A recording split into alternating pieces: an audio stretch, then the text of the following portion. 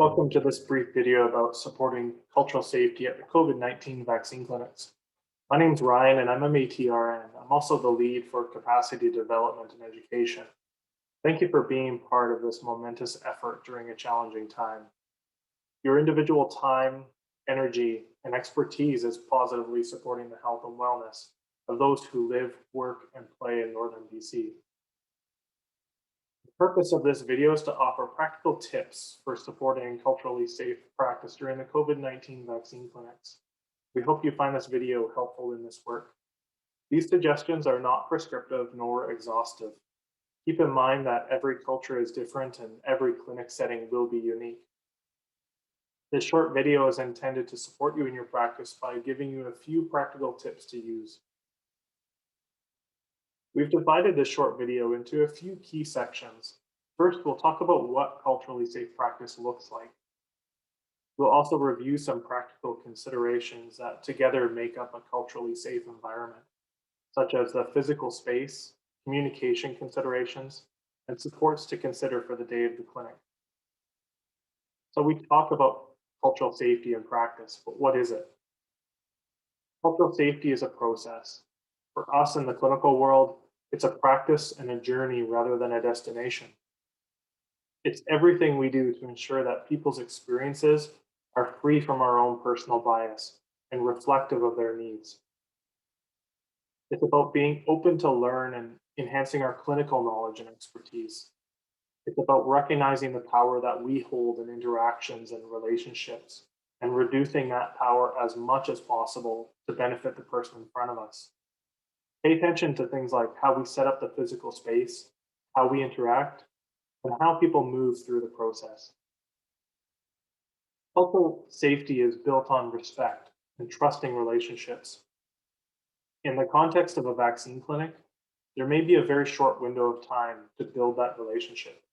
We as clinicians need to ensure that we're respectful and humble in our approach and always considering how our actions, speech, and body language come across to the other person. Part of this is positioning ourselves as professionals and learners. Culturally safe care is also an outcome for the person in front of us.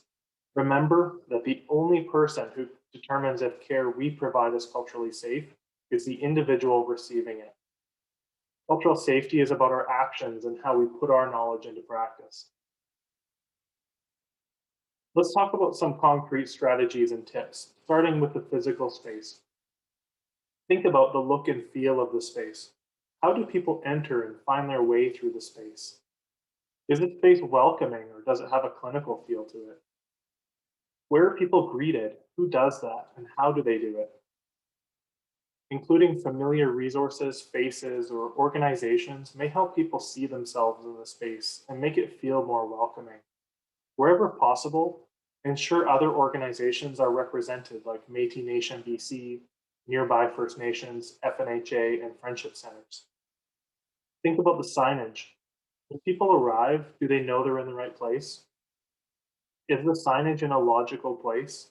Is it easy to read and where appropriate? Does it incorporate the local language? Consider the waiting areas. Where do people wait and for how long? Do they know why they're waiting? What does the waiting area look and feel like? And who interacts with them and how? Is there sufficient space for people to wait with their family member or caregiver in a safe manner? If not, is there flexibility so people can wait with their family members? Let's move on to communication. When thinking about communication, I like to use we all as a memory tool. Jot this down as a note somewhere on your station as a regular reminder throughout the day. Welcoming. Introduce yourself, not only your title and your role, but also let people know that you're there to help them, answer their questions, and ensure that this is a good experience for them. Using language like, I'm so happy you're here, can have a profound effect. Make sure people can hear and understand you. As we all know, it isn't easy to hear people through the masks. Explain the process. Although clinics may be familiar to us, it may cause anxiety for others. Explain how the clinic works and say the names of the people that they'll meet along the way. Appreciate different views on health and wellness. The views on health and wellness vary greatly across the North. Create a safe space for care in the middle. Leave time. By the time they see you, they may have already completed the booking call. People may still have questions. Be prepared for questions and ensure that they know they can ask questions at any time. There may be some hesitancy related to things like health literacy, previous colonial traumas, or previous experiences with illness or the health system. And listen, slow down and listen. Allow twice as much time for listening than speaking. Balance empathy and compassion with the efficiency of the clinic. Know who's on site to support the holistic needs of the people that we call clients. Think about the ways that you and team members at the clinic will work together as needs arise throughout the day. How will you support one another so that collectively people can receive safe, compassionate, and holistic care at every step? Expect the unexpected and brainstorm with the team and come up with ways for how you'll handle things. There may be additional support people that can help you with this.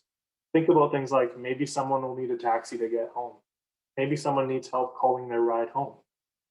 Maybe they've suffered a recent loss and just need someone to talk to. We know that culturally safe practice is reinforced by reflection.